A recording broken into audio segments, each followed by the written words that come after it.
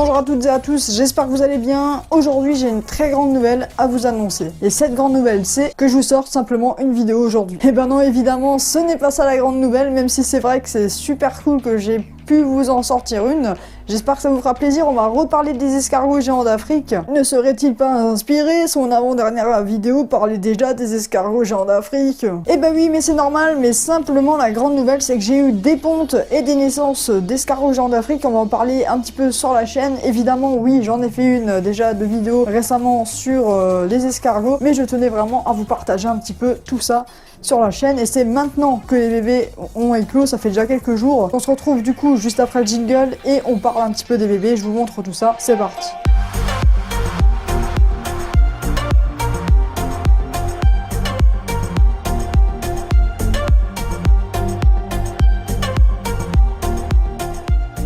Mais l'Issacatina fulica wedged et l'Issacatina immaculata panthera ont pondu pas mal d'œufs. Les escargots sont des animaux hermaphrodites, ça veut dire qu'il n'y a pas besoin d'avoir de mâle ou pas besoin d'avoir de femelle. Un escargot a les deux sexes, donc il est mâle et femelle en même temps, et du coup, deux escargots ensemble peuvent s'accoupler. Et vu que j'en ai 3 par bac, évidemment, j'ai eu des accouplements et du coup des pontes qui s'en sont suivies. Au niveau de l'incubation, ce que j'avais fait, c'est que j'ai pris les œufs dans les bacs directement avec une cuillère, tout ça, en évitant de les retourner, et je les ai déposés dans des boîtes comme ceci, déposés à l'intérieur avec de l'humus de coco humide. L'incubation s'est fait à température ambiante et au bout d'une dizaine de jours, j'ai eu mes premières éclosions. J'ai eu vraiment pas mal d'œufs, autant des fulica wedged que des immaculata panthera. Par contre, l'inconvénient c'est que maintenant qu'ils sont adultes et qu'ils peuvent se reproduire sans problème, c'est que les escargots géants vont pondre plusieurs fois par an, plusieurs centaines d'œufs.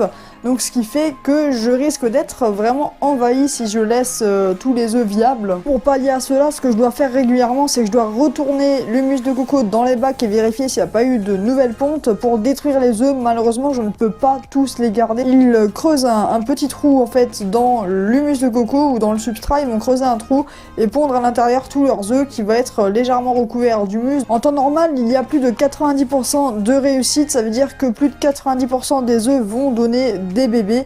Alors moi j'ai eu un petit souci du coup lors de l'incubation, c'est que j'ai un petit peu trop humidifié à un moment les œufs de l'Issacatina fulica wedged, ce qui fait que j'ai eu un peu moins de réussite. J'ai quand même pas mal de petits, mais moins que l'Issacatina immaculata panthera. Allez, moins de blabla, je vais vous montrer tout ça. Je pense que ce qui vous intéresse c'est vraiment de voir les petits escargots, les petits bébés qui sont juste ici.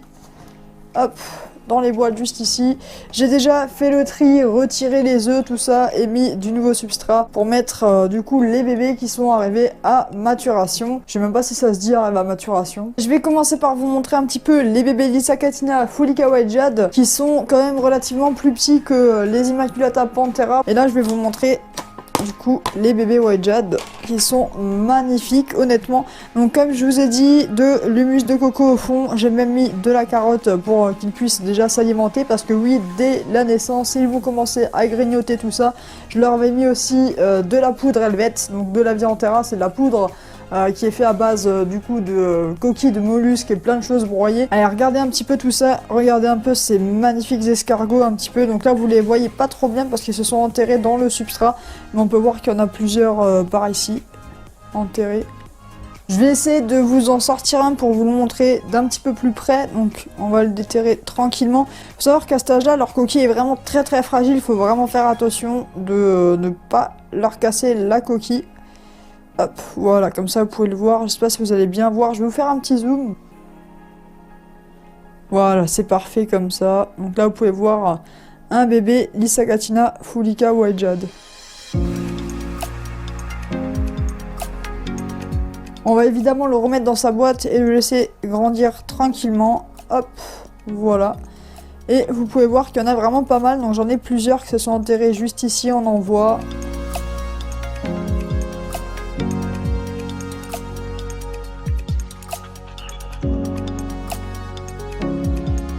La carotte a déjà été un petit peu grignotée, c'est vraiment sympa, donc on peut voir qu'il s'alimente vraiment bien. Il est temps maintenant que je vous montre les Lissacatina Immaculata Panthera, c'est parti. Comme les petits deviennent quand même plus grands que les Fulica White Jade et qu'il y avait beaucoup plus de petits que chez les Fulica White Jade, je les ai placés dans une fauna box. Rassurez-vous, les escargots ne peuvent pas s'échapper par les aérations, ils sont un petit peu trop grands quand même. J'en ai déjà deux qui se sont accrochés sur le couvercle, regardez la taille que ça fait quoi.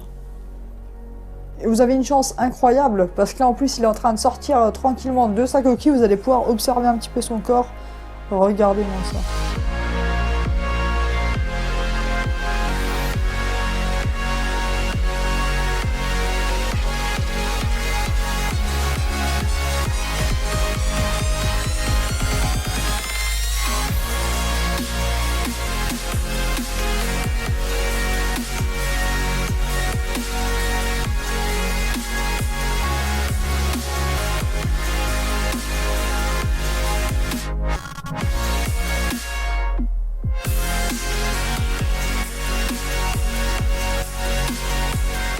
Niveau de l'estimation, pour les Lissacatina Immaculata Panthera, je dois en avoir à peu près une cinquantaine, voire même un peu plus. Allez, on remet le bébé dans la boîte.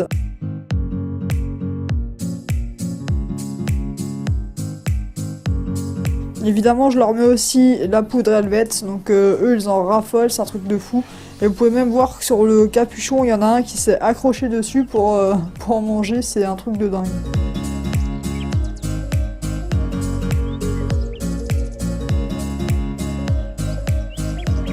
Vous pouvez même remarquer qu'ils sont en train de s'enterrer dans la terre, ils aiment bien s'enterrer pour vraiment se sentir bien.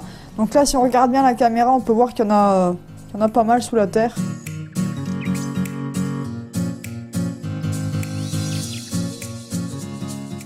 Je vous vois venir déjà. Est-ce que tu vends tes escargots géants d'Afrique? Est-ce que tu les vends? Est-ce que tu les vends pas? Est-ce que tu fais des expéditions? Tout ça. Alors oui, oui, oui.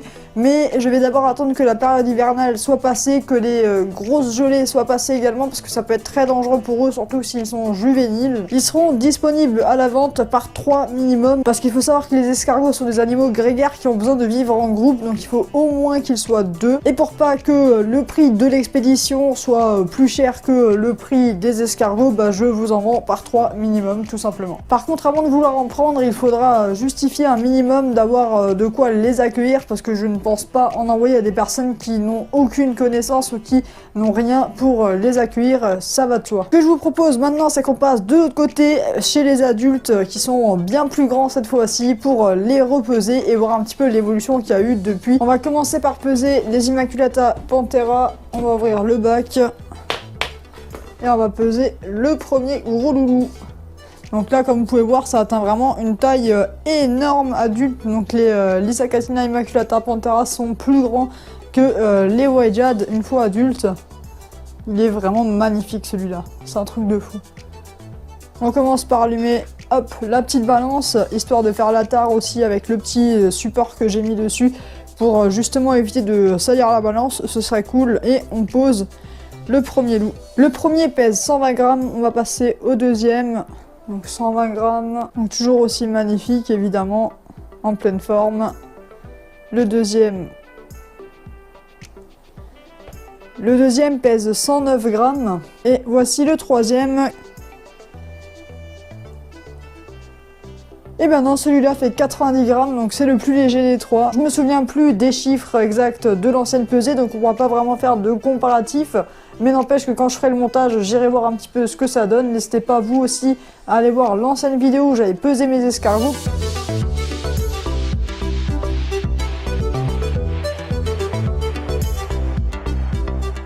Passons maintenant au Lissacatina Fulica White Jade. On ouvre.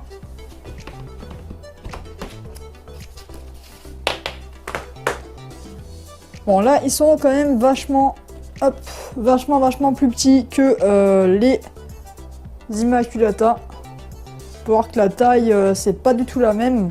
Ils sont quand même bien plus petits. Mais tout aussi magnifiques. Ce que j'aime bien chez les Fulica White Jade, c'est vraiment les motifs qu'ils ont sur la coquille. Les espèces de stries jaunes, tout ça avec la coquille un peu brune, brune claire, tout ça c'est vraiment magnifique. On a un très beau dégradé ici. Et maintenant on va les peser, c'est parti pour le premier qui atteint lui 43 grammes. Le deuxième, hop, qui atteint 50 grammes tout pile. Et le troisième qui lui atteint 56 grammes. Voilà. C'est quand même quasiment 2 fois plus léger que les Immaculata Panthera et pourtant ils sont aussi adultes. Si jamais vous avez envie de choisir entre une de ces deux sous-espèces, sachez que les Immaculata Panthera demanderont peut-être plus de place que les Fulica White Jade. Si ce qui vous intéresse, c'est d'avoir des escargots qui deviennent relativement grands et que vous avez la place et les conditions pour les maintenir correctement, vous pouvez prendre évidemment les Immaculata Panthera qui sont tout autant magnifiques et bien plus grands. Je voulais aussi vous préciser dans cette vidéo que les escargots géants d'Afrique ont normalement besoin d'une certaine chaleur. Il faut au moins qu'ils fassent 23-24 degrés minimum dans votre pièce. Ils ne supportent pas les températures trop basses. Donc si votre pièce est à 19 degrés, c'est un petit peu limite, ce serait bien que vous puissiez mettre un petit tapis chauffant sur votre terrarium ou votre bac avec un thermostat évidemment. Moi je n'en mets pas, je n'ai pas de système de chauffage ni de thermostat. Pourquoi? Parce que dans ma pièce il fait au moins 24-25 degrés donc j'ai pas trop de problème. Si vous pouvez atteindre jusqu'à 26-27 degrés c'est encore mieux. J'espère que cette petite vidéo vous aura plu sur les escargots géants d'Afrique. Ça m'a fait super plaisir de voir que j'ai eu des pontes, c'est vraiment une consécration. J'avais même fait un live tout ça quand j'avais vu la ponte. Je vous avais montré ça en live pour ceux qui suivent un petit peu. D'ailleurs merci beaucoup à tous ceux qui suivent les lives, ça fait plaisir. Cliquez sur la petite cloche aussi quand vous vous abonnez pour recevoir la notification quand je fais les lives aussi, c'est très important pour pas que vous puissiez les louper. On se fera des petits suivis sur la chaîne de l'évolution de ces bébés. C'est pour ça que si le sujet vous intéresse, vous pouvez aussi vous abonner. N'hésitez pas à checker les liens dans la description, donc le groupe, la page Facebook, le Twitter, le serveur Discord. Sur ce, c'était Instant Reptile et surtout n'oubliez pas, avec Instant Reptile, détendez-vous. Rien qu'un instant. Salut!